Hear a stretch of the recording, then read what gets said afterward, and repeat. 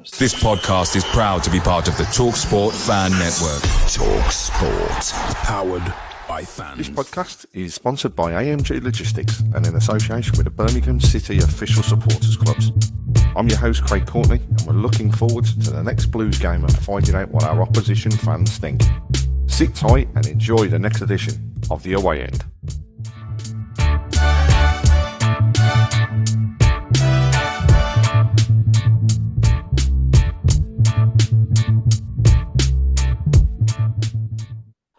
Hi, welcome. We are back after 3 months of waiting. August the 8th cannot come along quick enough.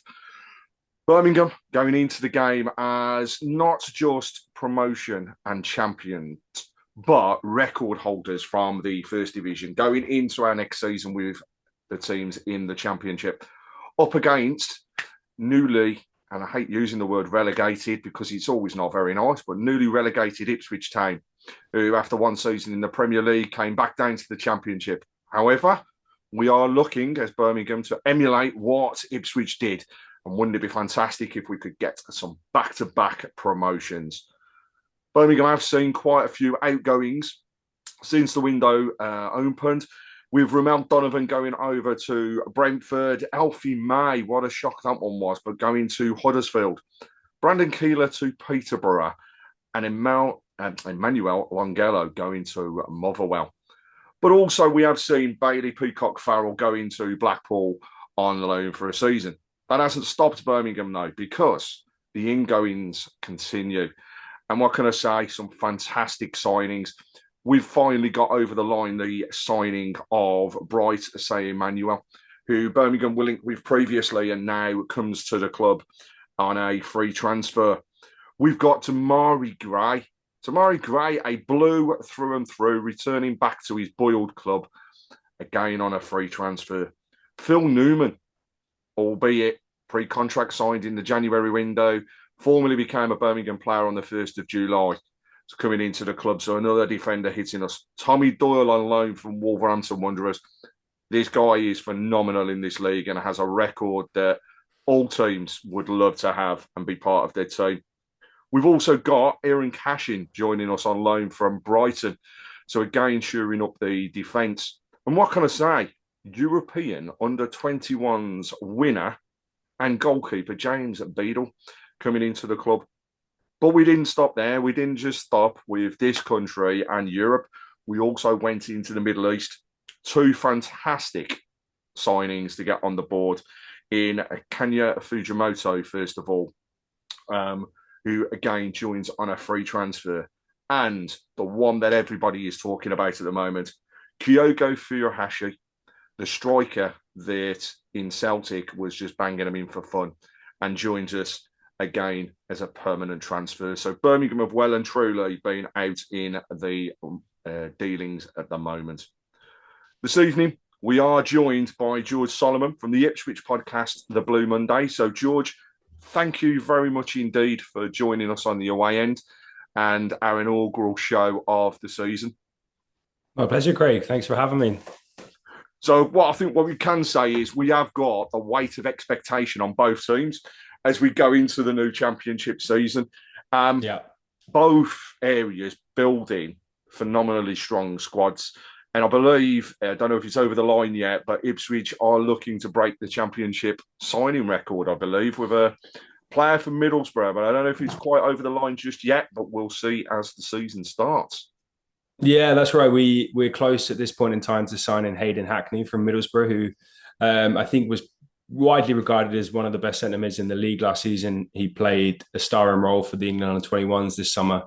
And central midfield is an area of the team that we are pretty weak in as we speak. So it's an area that we've been looking to address. And I think a lot of fans have felt a little bit calmer that we're obviously prepared to go out and spend the money and fill the hole there. But yeah, I mean, a massive first game for us. I think when the fixtures were announced, the general verdict was we couldn't have had a worse first game of the season. We're facing you guys with the momentum under the lights on a Friday night. Personally, I think it's a brilliant fixture. I think that actually being relegated, the mood in the camp I think the big danger for us this year is how do we get the winning feeling back, and how do we get that fire again, and how do you get a group of players who've kind of gone up, down, they need to go back up again. How do you get them going? And I actually think that fixture coming out, I would hope that they saw that and were like, right, okay, we need to be on it first game. So as much as it's a sort of a horror fixture in some regards, I hope that the boys in McKenna has got them going to say, look, there's no easy start to this season. We need to go and start with a bang. I mean, we are pretty even over the years, actually. So looking back over the record, I mean, Birmingham have won 30 games that we've played against other. We've drawn 19, but we've actually lost 36. And in the last 5, it really is even Stevens, because it's win, 1 loss and 3 draws, with the last game played between the clubs down at Portman Road in February 2024, which actually ended up with Birmingham losing 3-1. So it's a good record between all of us, and how we do generally fare. And I think they're always good games. And myself, do you know, when the fixtures were being there, everybody was looking and going, what we're going to have? What do you think will happen? And it was always, for me, going to be a relegated versus promoted team, because Sky tend to say, we're going to do this. And sure enough, first championship game on Sky, under the lights, like you say, 8 o'clock, what comes along? But what a great spectacle it's going to be. You know, we've got a full house already at St Andrews. It's sold out within days of being on sale. So it's going to be a phenomenal atmosphere. I'm really looking forward to it, especially as it starts the celebrations of our 150 years as a club. So it really does bring things to light. And I can't wait to see what was blue and white, now blue and gold, on the pitch. So tell us a bit then, George, about Ipswich and what we can expect. And I know we're still within the window, so things can change between when we record this and when it actually does kick off. But tell us what we can expect from the side. How do you think you're set up? And most importantly, where are your strengths? And going into the season, if you've got any weaknesses, where are they? Yeah, I mean, it's interesting. We from when McKenna came in, and we followed a similar trajectory to the, where you guys are right now. We went through League One with a rookie manager who played pretty exhilarating football, got a hell of a lot from a group of players, and we flew to promotion from League One. We then went into the Championship and sort of didn't miss a beat. And I think obviously that's what you guys are hoping will happen with Chris Davies. The football remained the same. We play pretty much a 4-2-3-1, but our left back plays like a left winger, and he has done ever since he joined us. So the right back kind of swings in, and in possession we play a sort of 3-2-4-1 basically, and that worked for us in the Premier League. I think we set out with the same intentions, and we really went at it. And it became pretty clear pretty quickly that we didn't have the squad, the physicality, probably most notably, to really pull that off. And honestly, seeing the gap was remarkable as a fan base.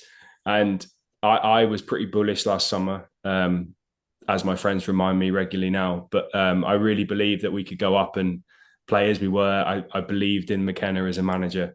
And it just showed the gap is enormous. But I think coming down, we have a pretty similar nucleus of squad. We haven't lost too many players. We've lost, obviously, Liam Delap, as has been quite well documented. He's gone to Chelsea. 2 players who may have flown under the radar but were very important to us is Axel Tuanzebe, who was a right back. He was out of contract and he's gone to Burnley. Centre half, Cameron Burgess has left us and gone to Swansea. He was a fan favourite, but we just couldn't offer him the length of deal that he wanted, and he kind of leaves everyone's best wishes. Yep. And then we're in the process at the moment of trying to keep hold of Omari Hutchinson, who again played for the under-21s this summer, scored in the final, and I would say is our best player, certainly the most talented player we have. It looks at this point in time that he may well stay, which is remarkable, to be honest. I was convinced he would go. He's a Premier League player in every aspect. So we're able to keep him. That would be an absolutely colossal statement to the league, I think. And at this point in time, we've brought in Ashley Young from Everton, right back. I think he's over 40. He must be one of the I oldest was going signings to we've made. say, it was one of the, I'm not going to lie, shock signings that I saw into your team. And yeah, 40 plus. I mean, I suppose the question is, has he still got the legs and can he still do it? But you won't know until he's kicking a ball, he earns for you. Yeah, I mean, it's been spoken about, is it a coaching role, and the club and he have been very, very clear to make, it's obvious, no, I'm coming into play. I think he did a Sky Sports News interview the other day, and he said he was more or less annoyed that Everton hadn't offered him a deal. Everton fans are surprised that the club didn't offer him a deal. So I think that says a lot. Yeah. And if you look at him, he does not look 40. He looks as fit and skinny and lean as players half his age. So that'll be interesting, and it really fills an experience hole for us. We also lost this summer Sam Morsey, club captain. He went on that whole journey with us from League One, Championship, Premier League, and he had the opportunity to go to play in Kuwait this summer, which he's taken, which is a blow. I think that's one of those where the fans are like, "Oof, we really could have done with him for another year." Well, he talks though, doesn't it? I mean, that's the thing when it comes to playing. Yeah, and I think that's with him and with a couple of the other lads who've left on freeze. It's like the club have got a tricky decision to make, because you go, well, yeah, we want you for next season, but do we want you if we get promoted? Yeah. And I think the answer with most of them is probably not. So, yeah, as fans, you don't have to worry about accounting, do you? But as exactly, we don't look at the numbers. We just look at who's kicking a ball on the pitch and goals. As football clubs, you do. So, yeah, we brought in essentially Morsey's replacement, a guy called Azor Matasiwa from France. He looks like an absolute monster, so we're delighted to have him. And if we sign Hackney, that will be the midfield replacement.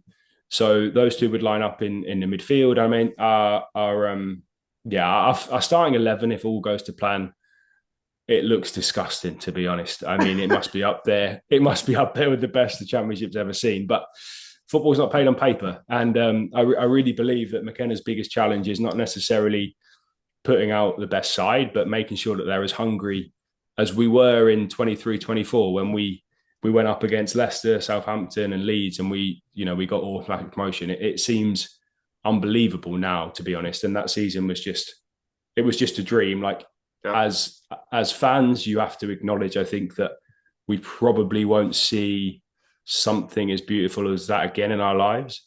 And you guys are in that now. If you do pull off the back-to-back, you've not really got the expectation that, you've got, the press and the backing, but people aren't really expecting you to go and get automatic promotion. And if you do, I can guarantee it will be an absolutely incredible ride. I mean, the thing we can't wait for as fans is, I think there is the weight of expectation on the club set by the owners. The release of the docu-series that is upcoming. Yeah. That's, just going to heighten the awareness of our club even further. And we can't wait to see that. And also, I think we built a squad last season that people said, you bought yourself out of the division. Actually, what we did was we bought ourselves a championship squad. Yeah. And we're just building on that now because, those players that came in got us out of the division. And was it enjoyable? Hell yes. Are we ever going to see, for me, people touching 112 points and beating that record? It's going to take some doing. So I'm not saying somebody won't, but it's going to take some doing. And is it a football league record? That, I mean, it was absolutely. It's actually insane. A world record. It was. Wow. It was the highest amount of accrued points in a professional football league across the world. So the thing was that I loved, and I'm hoping we see going into this season, is there was a never say die and never give up attitude from any player that was on the pitch. So even after we'd secured the promotion, it was then we're going for the title. And once we've got the title, it wasn't we're taking our foot off the pedal. It's now we want the goals. Now we want the points record. And it was that sort of mentality that we haven't seen from a Birmingham side for a very long time. And that is all credit to Chris Davis and the team that he has backing him. And it is uncanny how similar Kieran McKenna and Davies are in terms of their expertise and knowledge when they took over. Let's face it, for both of them was his first managerial job. We're not doing it. Yeah. I mean, I think took it forward. It says a lot about, I think, where football's got to, as in, like the old school methods don't really work now. And actually these young guys, they have the hunger, the emotional intelligence, the desire, the knowledge. And what was incredible with McKenna, and you can probably tell me the same about Davis, is the way the players talk about him. It's like they adore him. And that is, I think, because they realise that he is improving them beyond measure. And he's, with our guys and with your guys as well, those double promotions are life-changing for the players. We had what were previously seen as League One cloggers, went on the journey with us and were good Premier League players. Okay, in a relegated side, yes, but they had incredible moments and stand-up games, earning money that they probably never thought they could. And not to pick out names, but a Mick McCarthy or that kind of type of manager wouldn't have done that. It wouldn't have happened. No. And I think this is the way I see it with both managers is they're young, they're keen, but also they've got a coaching background. And I think there's a difference. You've got your hardcore, old school. You mentioned Mick McCarthy there, right? Hardcore, old school type of manager.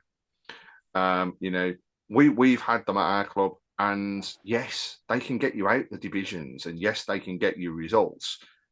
But actually, do they get the level of footballing ability and really what fans want to see in terms of high press, fast flowing football that everybody thinks, wow, where has that come from? And that you don't see.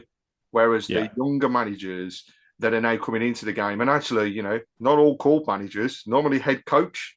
So when they come through, it's like, actually, no, it's about what I'm going to build. And this is the future. And our owners said the same thing.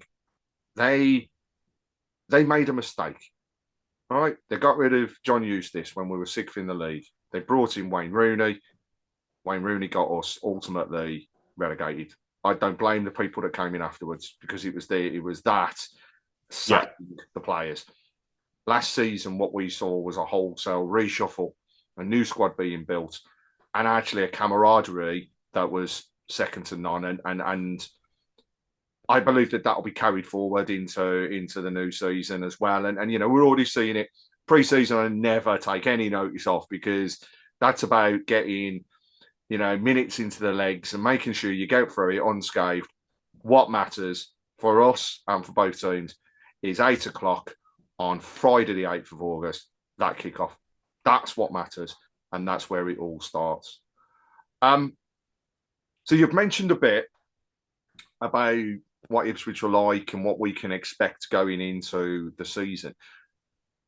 What do you think your plus points are?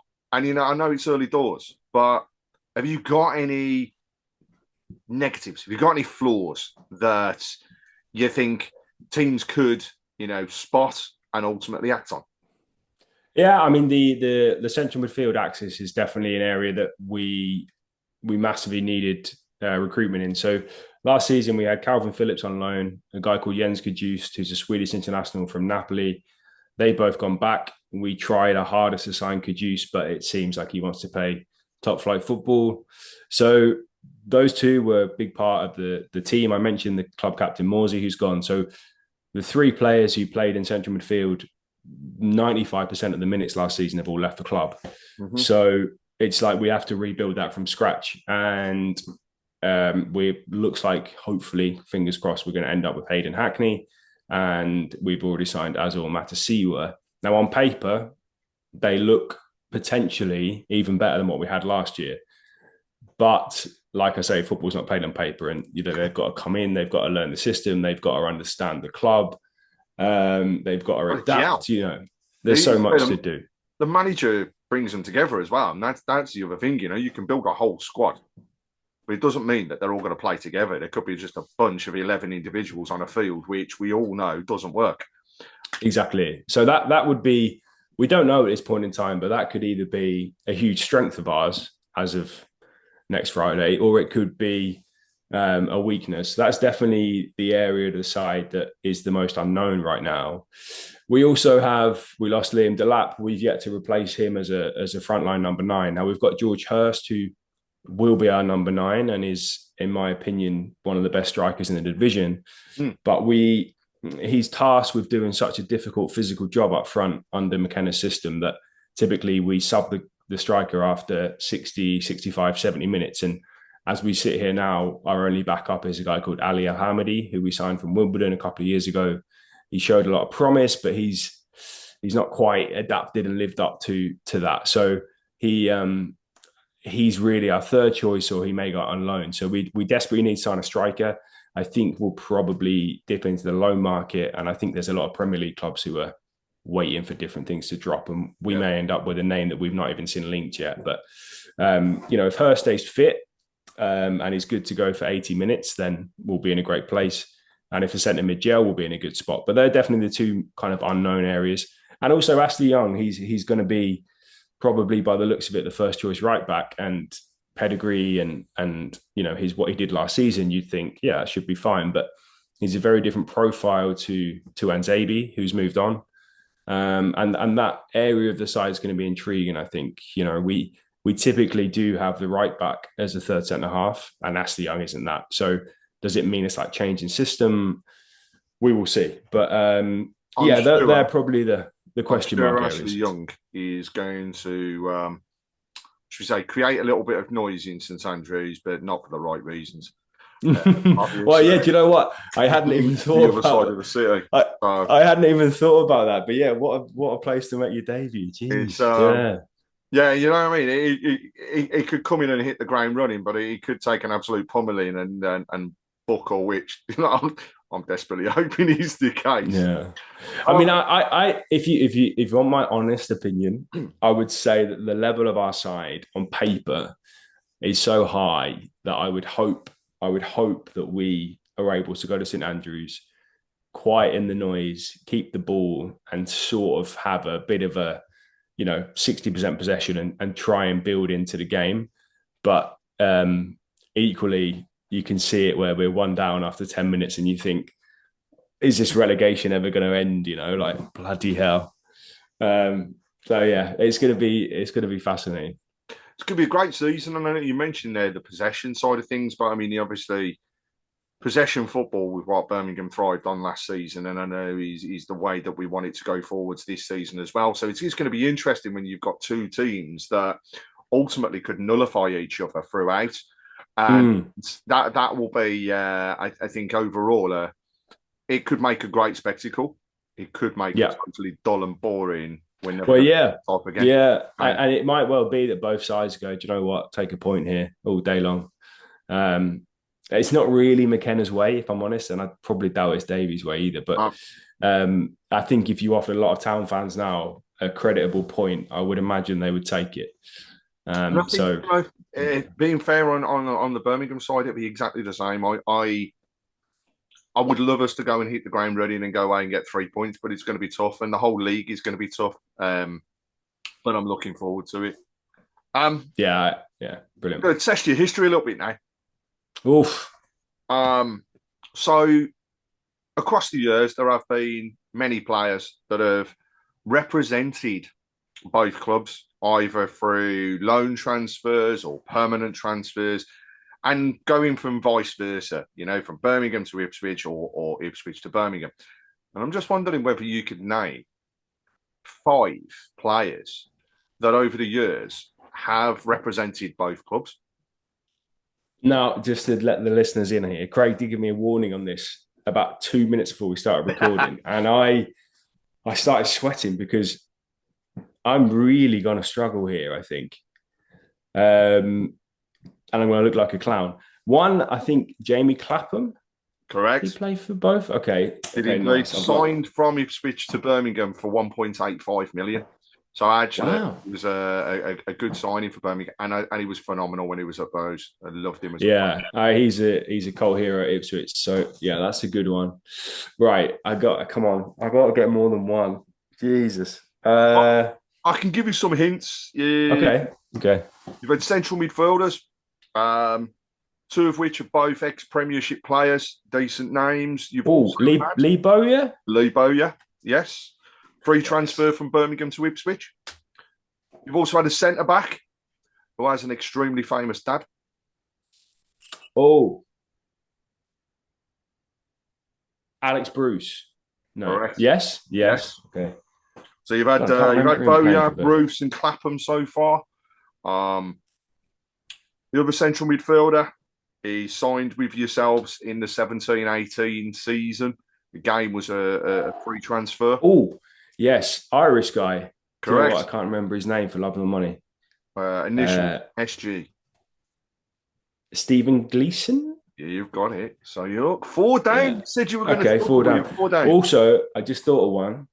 And I don't know if this is correct or not, but I'm going to go for it anyway. Lee Martin. Did he play for you guys? No. No. Okay. Okay. All right.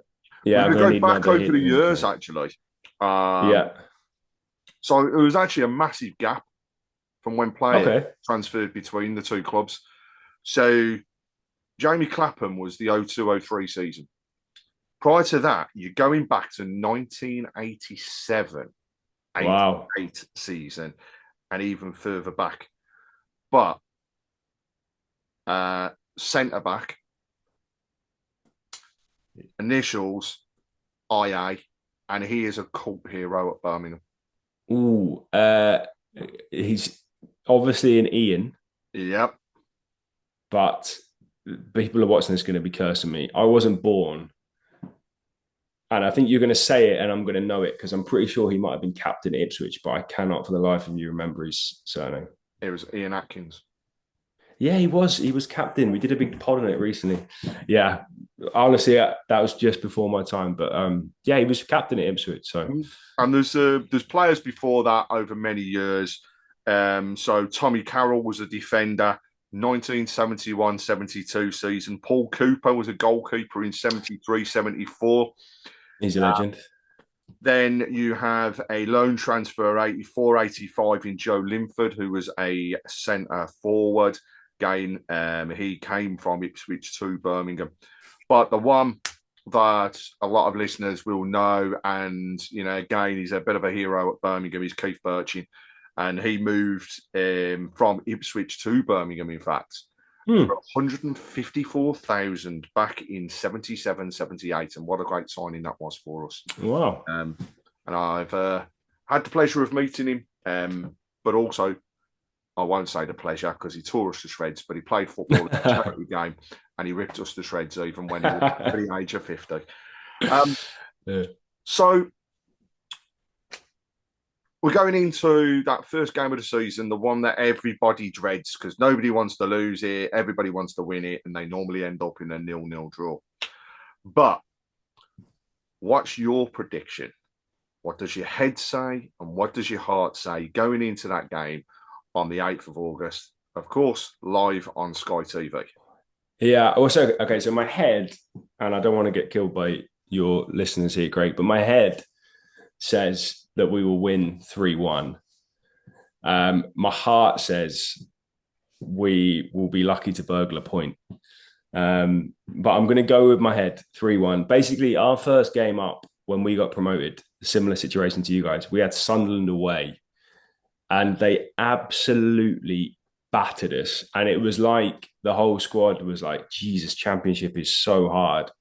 And we just got out of there with a 1-0 win. I don't know how. I really don't know how. But people are referring to that in the context of this game, being like, you know, it's a newly promoted team, they got promoted. But if you actually watch the game, we were, we weren't terrible, but we were just on the back foot the whole time. And I kind of hope that it will take you guys a couple of games to acclimatise to the level and we can take advantage of that. So I'm going to say 3-1 Ipswich, and apologies to the listeners. What do you think? I mean,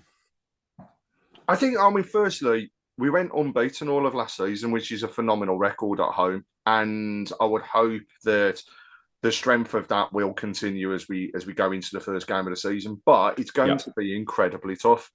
I do not underestimate any team that's in that league. And I think, you know, as we'll see throughout the season, everybody is going to be capable of gaining results. Yeah. So it's the opener. It's in front of the cameras, like you say. It's under the lights. It's what everybody wanted. I think it's going to be a close game. My head says a 1-1. We will cancel each other out. What I do think will happen is I think one of the teams will get an early goal, and I think it'll just bring it more to life as it progresses. However, my heart, I'd like to see us coming away with a 2-0. I want us to keep a clean sheet because I think that sets you stall for the season. You start your first game, you get the 3 points and you get a clean sheet, and everybody's thinking, great, now we can build on it. But it's going to be incredibly tough. It really is. So actually, I'm going to stick with my 1-1. I think nice across both. It's going to be a great atmosphere, a full house at St Andrews at Knighthead Park. The owners will be there. We're all wondering, will we see Tom Brady for the game? We just do not know. We're all wondering, will we see Ed Sheeran?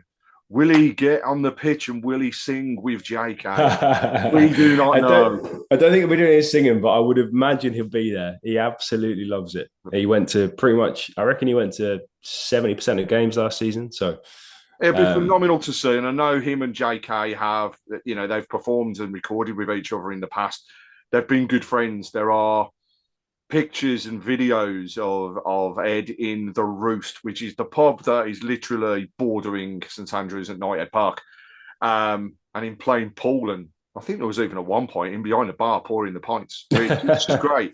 But we're looking forward to it, and I think as fans, we hate it, don't we, during the summer when there's no football that we can sit down and say we've got to go. Everybody's rigid and watching. We have had the ladies who have taken that European title, which was absolutely superb. And we did see the England under-21 men's as well taking their title.